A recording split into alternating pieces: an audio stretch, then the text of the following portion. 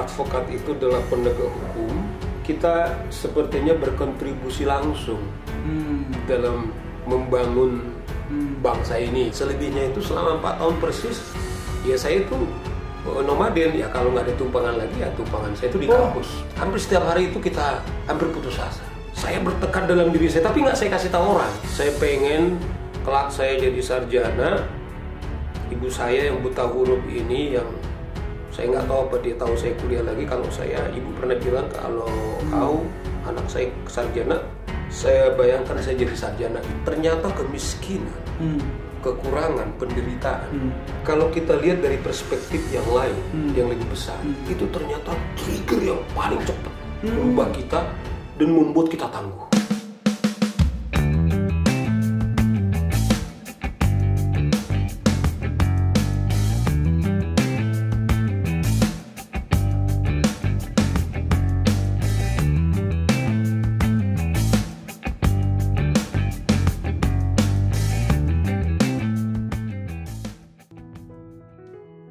Yes, teman-teman yang luar biasa ya. Hari ini kita ketemu dengan orang yang sangat inspiratif ya, buat saya pribadi sangat inspiratif, luar biasa, dan saya yakin banyak teman-teman juga yang melihat Bapak ini orang yang dahsyat. Ya, Pak Saur Siagia. Ya. Oke. Mas Suta. Gimana Pak Saur? Apa kabar Pak di situasi sekarang? Luar biasa, apalagi kehadiran sahabat saya. Yang saya kenal, orang potensial. Amin. Sekalipun kita agak lama menyesuaikan waktunya, baru hari ini. Ini kehormatan banget nih bagi saya. Uta mengunjungi tempat kami untuk kita ngobrol-ngobrol. Wow, thank you Pak. Thank you banget. Dan saya juga bersyukur ya, artinya Pak Saur dari kita kenal dulu banyak sekali nilai-nilai positif, dan kita pengen banyak teman-teman juga terinspirasi, ya, ikut kesetrum juga dari semangatnya Pak Saur. Semoga. Amin. Yes, Pak, kalau Pak Saur kan sekarang terkenal nih sebagai orang yang di bidang hukum ya Pak ya. Iya. Artinya sebagai lawyer gitu. Boleh tahu nggak Pak, dulu awalnya gimana? Mungkin dari waktu sekolah, waktu apa gitu, kok bisa-bisanya sampai akhirnya seperti sekarang Pak? Emang agak panjang sih ya. Saya sendiri dulu nggak, sampai saya kuliah itu belum tahu sesungguhnya saya mau menjadi apa gitu loh. Jadi oh gitu ya? Jadi waktu ngambil jurusan Fakultas Hukum itu pertimbangannya gini, di pelajaran ini nggak ada matematik. Jadi saya belajar waktu itu ada pikiran mau jadi Fakultas Ekonomi, tapi ada lagi statistik gitu loh. Nah, jadi kedua, dengan Fakultas Hukum saya kira lebih general di dalam mencari kerja. Jadi sesederhana itu. Nah, setelah selesai kemudian berkembang lagi, saya pokoknya kerja asal jangan pegawai negeri. Jadi jadi belum tahu nih asal, saya kan sarjana hukum nih. Yang pasti saya udah janji nggak mau jadi pegawai negeri. Nah, jadi nggak mungkin jaksa pegawai negeri, hakim juga pegawai negeri, polisi pegawai negeri, satu-satunya jadi advokat gitu. Jadi dengan pertimbangan, andaikan saya mendapatkan sesuatu itu layak karena emang keringat saya, kira-kira gitu. Jadi kemudian dalam perjalanan itu ya saya pikir saya mau jadi advokat, karena advokat juga sama penegak hukum, tetapi dia mendanai dirinya. Jadi kalau dia mendapatkan sesuatu dari profesinya itu emang karena dari keringatnya gitu. Jadi ini lebih ke kita layak mendapatkannya atau lebih ke duitnya banyak Pak? Kan ke teman-teman lawyer sebenarnya ada banyak orang kayak begitu, karena kan saya sendiri nggak selalu, sangat selektif dalam memilih perkara. Misalnya kan perkara-perkara yang banyak duit itu kan adalah korupsi misalnya. Saya banyak orang ngejar-ngejar saya untuk menangani kasus itu, tapi saya nggak milih. Cuman saya merasa advokat itu adalah penegak hukum, ya. Kita sepertinya berkontribusi langsung dalam membangun bangsa ini, kira-kira begitu. Jadi ya udah, saya pikir saya akan bisa dengan profesi ini independen, nggak diintervensi oleh atasannya. Dia bisa bekerja sesuai dengan nilai-nilai yang dia pahami, karena memang dia quote adalah swasta, bukan dibebani negara. Nah, saya bayangkan akan lebih mudah kita independen. Itu loh pertimbangannya. Ya, wah luar biasa ya. Jadi bukan masalah uangnya, tapi kelayakan mendapatkannya. Ya itu yang jadi ya kelihatan agak teoritis agak ini, tapi ya itu loh fakta, karena banyak juga kasus-kasus yang nggak selalu kantor kita tangani gitu. Ketika kuliah apakah mulus-mulus saja atau gimana dulu waktu Bapak? Iya, jadi kan dulu kalau saya kuliah kadang-kadang kita duit nggak ada, kita makan seadanya. Iya. Kalau saya malah agak saya menyebut nama saya itu waktu kuliah nomaden. Jadi selama 4 tahun. Jadi gini ceritanya. Zaman saya itu kan masih tingkat kan. Jadi tingkat 2 itu kakak di mana saya tinggal sama dia, kakak saya paling besar. Bersama dengan 2 adik kami tinggal satu rumah. Kakak tiba-tiba tanpa memberitahukan kepada kami, dia nikah. Sementara kehidupan kakak itu sebenarnya semangatnya yang saya lihat untuk membantu adik-adiknya dari kampung gitu ya, supaya mungkin tanda kutip supaya masa depannya mungkin lebih baik, ditarik ke Jakarta. Nah, ketika dia kawin kan ada kami 3 orang. Nah, sementara sehari-harinya itu kami merasakan ya sangat terbatas lah. Ya kalau kawin lagi terus bisa goyang rumah tangganya gitu loh. Nah, spontan saya sama adik saya yang nomor 5, karena kan yang saya nomor 3, saya nomor 3, adik saya nomor 4, nomor 5. Nah, jadi nomor 5 itu akhirnya kita sepakat keluar dari rumah. Nah, kita nggak tahu masih ngapain gitu ya. Padahal ini di daerah yang berbeda ya. Dari tempat kita ya. Jadi ya itulah. Jadi ya hanya yang paling natural itu kan kita ikuti teman-teman satu kampung kan, terbatas kan, bisa 2 bulan atau bisa 3 bulan. Dan selebihnya itu selama 4 tahun persis ya saya itu nomaden ya. Kalau nggak ada tumpangan lagi ya tumpangan saya itu di kampus. Jadi nggak pernah kenal namanya baju baru, beli buku baru, kiriman dari kampung sama sekali nggak tahu. Bahkan saya nggak berani lagi cerita ke mereka bahwa saya kuliah. Akhirnya saya ngikuti jejak kawan saya, ada namanya Mariaman. Dia bilang dia ternyata dapat beasiswa dari satu yayasan, mungkin tak kenal namanya DGI dulu, sekarang berganti nama PGI. Dia membantu anak mahasiswa yang statusnya masih jelas, semacam kayak bantuan bantuan sosial lah. Ya kalau sekarang ini mungkin program pemerintah bantuan tunai gitu ya. Nah, jadi saya ingat tuh tahun 83 saya dapat 20.000. Nah, inilah modal saya. 20.000 itu ya bisanya kalau ya hanya bisa makan 2 kali sehari atau 1 tempe, 1 tahu ya gitu. Jadi selama ya kurang lebih 4 tahun tuh model makannya kayak gitu. Pas dapet nanti beasiswanya itu ya beranilah makan di warteg yang tempat-tempat teman kawan-kawan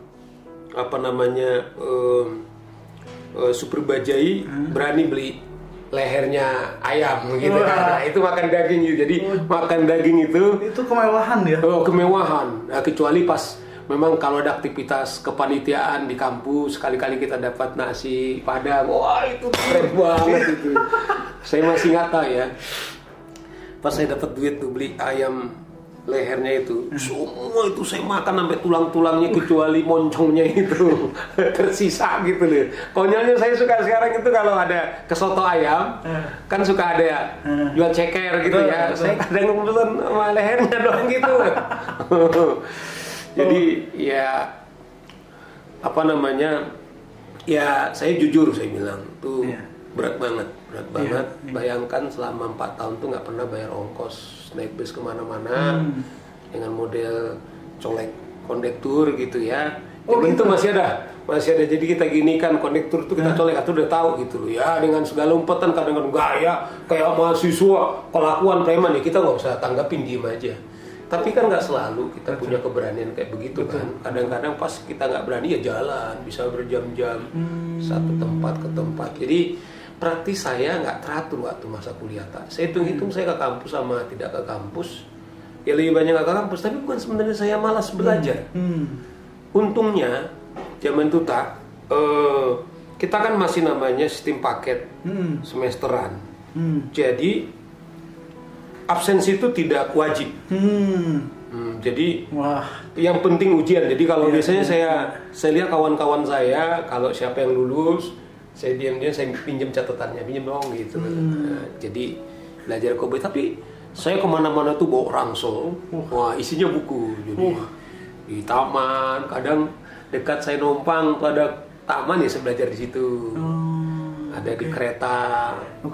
Jadi selama itu Pak Saur itu numpang di tempat temennya? Iya, gantian-gantian lah. Gimana cara ngomongnya Pak? Jadi kadang-kadang kan berkunjung sekali gitu kan, kunjung. Misalnya masih di kampus, kan mereka juga lama-lama ketahuan kan. Jadi saya kadang-kadang rajin tangan, misalnya pas di itu, ya saya mau ngepel-ngepel gitu kan. Ada kalanya misalnya, ada kain lapnya, jeansnya, saya coba diam-diam.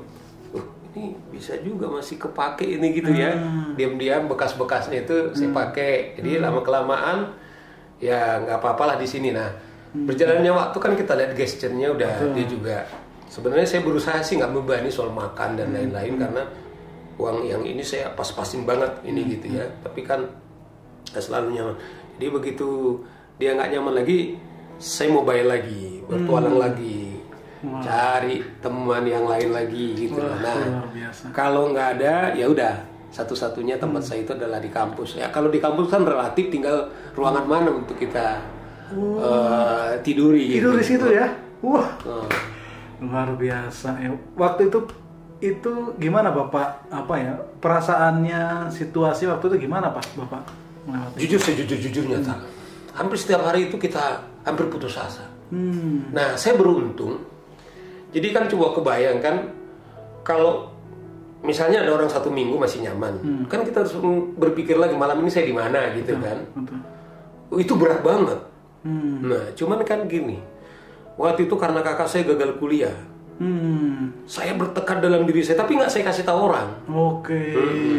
Saya pengen kelak saya jadi sarjana.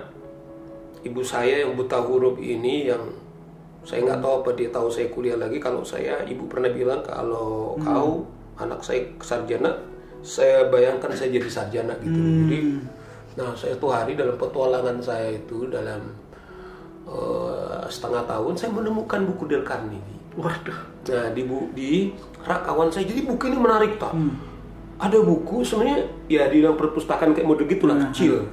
Ada buku-buku. Ada buku scanning saya baca, kok buku ini hampir semua di garis bawahin. Di garis bawahin. Tiba-tiba sepintas saya baca gini kalimatnya, janganlah kamu terlalu takut masa depan yang panjang, masa silam yang telah terjadi. Ya kan? Hiduplah hari ini gitu. Hiduplah hari ini, karena yang sejatinya adalah hari ini gitu loh. Nah, saya dibayang-bayang ketakutan, gimana apakah saya bisa jadi sarjana, setiap bayangan bagaimana 2 tahun lagi, bagaimana 3 tahun lagi, ini masih panjang banget ini gitu loh kan. Tahu nggak tahu? Tiba-tiba saya nggak tahu, jadi waktu saya baca itu buku, kayak ada perubahan. Saya keluarkan ini saya, kartu mahasiswa saya. Toh hari ini saya masih mahasiswa gitu loh. Masih mahasiswa atau gitu loh kan. Akhirnya di buku itu dibilang yang paling berat saya makan. Kalau tumpangan kan ada di kampus. Jadi begitu saya selesai, katakanlah sarapan, selesai jam 12 sudah selesai nih, udah aman nih. Nah begitu selesai jam 12 makan, jam 7 udah selesai nih. Jadi saya nggak berani berpikir seminggu, boro-boro sebulan, tetapi saya fokus saja hari itu. Nah jadi kalau sudah saya selalu sarapan pagi, waduh udah aman nih, saya jam 12 sudah. Saya heran saja, makan cuma tahu, tempe gantian. Itu yang saya bilang. Sabtu ya paling disitulah saya kadang makan telur. Baru akhir bulan makan ceker yang saya bilang itu. Tapi ya luar biasa. Cuman kalau saya mau jujur, ya semoga orang jangan pernah mengalami kayak model begini gitu. Nah, jadi saya beruntung kepada buku itu. Akhirnya apa? Jujur, akhirnya buku itu saya ambil. Kemudian itu selalu ada di tas saya. Nah, yang menarik kan kemudian saya akhirnya bekerja di Dale Carnegie. Satu hari saya temui abang itu, "Bang, buku abang dulu saya pinjamkan begini." Dan saya kasih di original karena dia guru bahasa Inggris yang dalam bahasa Inggris. Nah, jadi bagi saya buku khususnya Petunjuk Hidup Tentram Bahagia itu kayak kitab suci saya nomor 2 itu. Waduh. Iya. Bukunya di Dale Carnegie. Di Dale Carnegie khususnya buat bab 1 itu. Hidup jangka waktu terbatas. Hiduplah hari lepas hari karena nggak ada besok, yang adalah hari ini gitu loh. Jadi waktu itu Pak Saur berarti memang kesulitan untuk melihat jangka panjang ya Pak ya? Nggak berani saya. Nggak berani. Cuman ya kan akhirnya kan kalau ujian. Apa yang membuat nggak berani Pak? Karena kan gini, nanti beli buku dari mana, baju baru gimana, ujian bagaimana gitu loh kan. Terlalu nanti kalau saya ada apa-apa sakit bagaimana gitu loh. Jadi kalau kita pikir terlalu berat beban yang kita di pundak kita gitu loh. Nah begitu ini ya udah hari ini saya ini karena dibilang buku itu kan kalau yang sejati itu kan adalah hari ini. Misalnya saya kalau ujian itu kan harus bayar ujian dulu tak. Jadi biasanya saya kan udah diawasi oleh asisten dosen relatif. Saya udah kenal, jadi kan otomatis kita harus bayar pakai kartu ujian tuh kan. Nah otomatis saya nggak punya. Nah jadi prinsip saya gini, hari ini kalau saya yang penting usaha saya lakukan. Tapi kalau toh saya ditarik nanti keluar, ya udah. Nah jadi kalau ditanya mana kartu ujian, belum ada kiriman. Kiriman padahal saya nggak pernah dapat kiriman gitu loh ya. Nah jadi nggak kerasa hari, bulan, semester. Kemudian 4 tahun akhirnya bisa kita selesaikan. Luar biasa ya. Jadi ternyata ada kalanya menutup pandangan nggak terlalu jauh itu bermanfaat juga ya. Saya merasa karena itu yang saya bilang nggak ada pilihan sama saya. Sebab kan kalau saya bayangkan lagi nanti saya masa jalan lagi. Kadang saya harus berjalan satu tempat saya tinggal. Saya misalnya pernah saya di Guntur yang di KPK itu. Untuk ke UKI itu kurang lebih 1 jam. Nah kalau saya pikirkan 3 bulan lagi modelnya kayak begitu gitu loh kan, atau 4 bulan lagi, atau ada tumpangan yang lain lagi gitu kan. Yaudah hari ini saya melakukan ini ya, saya jalani. Jadi praktis saya hitung-hitung. Kalau Jakarta ini kaki saya ini, jadi makanya hobi saya jalan. Ini udah dijalanin gitu loh. Pernah saya dari Harmoni ke kota hanya mengirit waktu itu ongkos sudah 100 ya, mengirit 100 perak ya, dari Harmoni ke kota ujung tuh saya jalan PP. Nah jadi saya tahu, pernah hitung amusement house rumah misalnya ini di jalan Hayamuruk sama Gajah Mada itu kita tahu persis itu. Nah jadi itu sebabnya mengapa saya khawatir, dan prinsip itu sangat mewarnai kehidupan saya sampai kesekarangan ini gitu loh.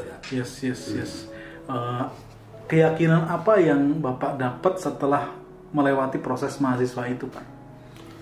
Setelah saya melewati ternyata proses tanda kutip kepahitan, tak apalah, atau kemiskinan terserahlah. Jadi timbullah tesis dibagi kehidupan saya ternyata kemiskinan, kekurangan, penderitaan. Kalau kita lihat dari perspektif yang lain, yang lebih besar, itu ternyata trigger yang paling cepat merubah kita dan membuat kita tangguh. Oh gitu ya? Jadi gini dalam praktek saya sebagai lawyer, saya selalu kalau ngitung-ngitung lawan nih, tahu nggak? Kekuatan saya justru di waktu saya mengalami mahasiswa. Paling bayangan saya gini loh. Misalnya saya dampingi kawan saya Novel Baswedan, lawan polisi jenderal gitu. Kalau soal ditembak kan kita nggak tahu lah. Ya, atau seperti beliau disiram, kita berdoa lah. Tapi hitung-hitungan saya, kelak katakanlah polisi, saya dipenjarain. Bayangan saya makan gratis 3 kali. Gue ingat dulu gue mati banget gitu loh. Nah maksud saya, ayo kita hitung susah-susahan. Gue pasti menang melawan lo, kira-kira gitu kan. Jadi itu yang saya bilangnya tesis itu menjadi kekuatan sampai saat ini, sehingga saya nothing tulus. Nah, jadi saya nggak pernah kemudian nggak ada klien. Misalnya saya bilang sama anak-anak semua, di pandemi ini gue banget nih, gitu loh. Saya nggak mengecilkan, tapi di mana saya diperhadapkan situasi sulit, itu kita ya beranilah, kita jagolah menghadapi situasi-situasi yang lain belum kita jago gitu ya. Tetapi pengalaman itu kemudian itu menjadi modal saya yang sangat powerful saat ini. Gue nggak punya senjata, nggak punya uang, tapi hitung-hitungan kita susah-susahan, gue pasti menang. Gitu tak hitung-hitungan. Luar biasa ya. Jadi ternyata Pak Saur ini terlahir dari masa yang perjuangan luar biasa. Iya, gitulah tak. Jadi, Kalau gini Pak, saya yakin ada juga teman-teman saat ini mahasiswa yang mungkin mengalami apa yang Pak Saur dulu alami. Saran Pak Saur untuk teman-teman mahasiswa, mungkin nggak se-ekstrim itu ya, tapi setidaknya mengalami masalah, nggak yakin apakah dia bisa berhasil atau nggak, apa saran Pak Saur? Jadi gini tak, akhirnya dalam konteks mulai kita dewasa, kemudian kita menemukan satu kearifan. Saya mulai dengan analogi, ibarat pisau, sekalipun model pisau ini dari besi yang paling baik sendiri, dari baja yang paling baik, kalau nggak diasah itu nggak akan keluar ketajamannya. Nah, bayangan saya juga gitu. Ketangguhan tuh nggak bisa kita hanya membaca buku, tetapi hanya jatuh bangun, hanya karena tantangan. Ibarat tadi pisau itu mental kita itu dilatih di sana. Saya nggak percaya orang kalau karena baca buku kemudian dihotbahin oleh kakaknya, bolehlah itu inspire gitu ya, menginspirasi dia. Tetapi supaya dia tangguh, dia harus mengalami. Nah, maksud saya gini, anak-anak ya mungkin bukan soal keuangan gitu ya, tapi ya mengelola dirinya, mengelola waktunya, atau sebaliknya mungkin dimana kalaupun orang tuanya terbatas seperti saya dulu, harusnya dia berterima kasih. Berterima kasih, Tuhan sangat baik sama dia, sama dengan saya. Akhirnya saya percaya tak, sekalipun tuh saya bilang tadi jujur sejujurnya kepahitan banget, tetapi proses itu saya lampaui tak. Akhirnya saya timbulkan Tuhan tuh baik banget ternyata kepada saya. Hanya saya mungkin di antara sekian ribu. Tahu nggak tak? Saya heran, teman-teman saya dulu tuh anak jenderal banyak, anak Awaludin ada, anaknya waktu itu keren banget namanya Pak Baromuli, banyak sekali.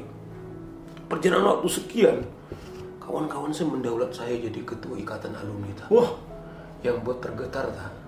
Saya hanya melihat mereka dulu itu, saya ingat dulu BMW pertama saya lihat itu ditumpangi ada teman saya namanya Yanti Baramuli, anaknya itu Arnold Baramuli. Itu dulu dia gubernur di ini, kemudian jadi konglomerat gitu loh kan. Kemudian jadi teman. Saurannya kamu kata mimpin Uki. Kaget saya 1 minggu sebelum kongres 4 tahun yang lalu tak. Yang membuat saya gemeter tak. Dimana saya hanya mengintip mereka aja nggak layak. Kawan-kawan ini kemudian mempersilahkan saya. Waktu itu saya tolak tak. Tapi saya senang di satu sisi. Ketika gimana caranya saya nolak, itulah kenapa saya minta 1 hari gitu ya. Tolonglah saya 1 hari supaya jangan kesannya sombong saya segera nolak. Cuman cari alasan cara nolak yang halus gitu. Tak, saya ingatlah perjuangan tuh. Saur, kamu adalah orang yang tidak pernah bisa berhutang kepada kampus. Tapi sekaligus membuktikan pengalamanmu pahit itu diakui teman-temanmu sekitar tahun kemudian gitu loh. Akhirnya saya bilang saya nggak punya duit gitu loh kan. Akhirnya mereka buat kepanitiaan cetak kaos. Gua nggak ada modal kecuali 2 kali kasih makan nasi padang. Udah kompetisi dengan 4, ada pengusaha itu namanya sekarang ketua himpunan keluarga Hipakat tuh ada namanya Haryara Tambunan. Sekarang dia ketua himpunan keluarga Angkatan Darat, dia dari Fakultas Ekonomi, ketua ikatan Fakultas Ekonomi ada Dr. Jimmy, ada satu lagi dari PES. Ini kita kompetisi dan secara demokratis.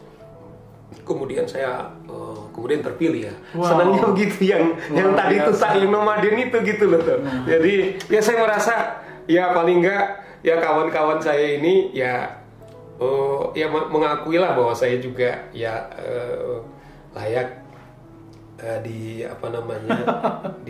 daulat untuk menjadi pimpinan alumni. Jadi sampai sekarang saya menjadi ketua ikatan alumni universitas, bukan fakultas loh.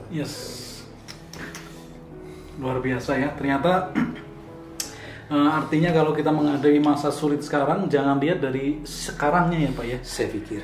Karena ini berkat yang terselubung, tapi syaratnya kita harus lewatin. Harus dilewatin. Tapi saya berjanji menjalankan profesi ini, saya tidak akan melakukan suap menyuap. Tuhan, kenapa kau tidak adil gitu ya? Di antara banyak kawan-kawan ini, kenapa saya harus mengalami seperti ini gitu loh ya? Walaupun paling miskin-miskinnya orang, paling makan di WC, dan saya pernah melakukan. Saya bilang sama dia, kalau kamu sekali lagi ngomong, saya tendang kamu, saya bilang. Saya bisa bohongi diri saya, tapi Tuhan saya nggak akan bisa saya bohong.